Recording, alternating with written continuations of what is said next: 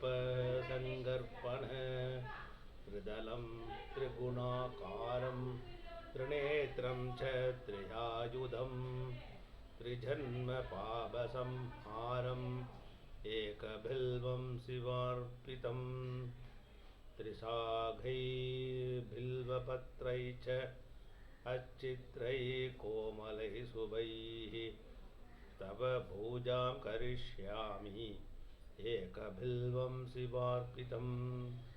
दर्शनं बिल्ववृक्षस्य स्पर्शनं पापनाशनम् अघोरपापसंहारम् एकबिल्वं शिवार्पितं सालग्रामेषु विप्रेषु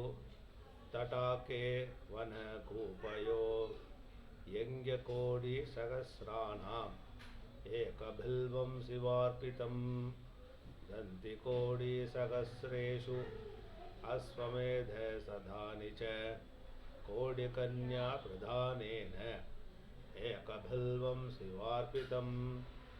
एवं च बिल्वपत्रैः च कोटियज्ञबलं लभेत्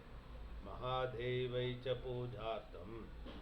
एकबिल्वं शिवार्पितं काशीक्षेत्रे निवासं च कालभैरवदर्शनं गयाप्रयागमे दृष्ट्वा एकबिल्वं शिवार्पितम् उमया सह देवेशं वाहनं नन्दीशङ्करं मुच्यते सर्वपापेभ्यो एकबिल्वं शिवार्पितम् इति श्रीबिल्वाष्टकं सम्पूर्णम्।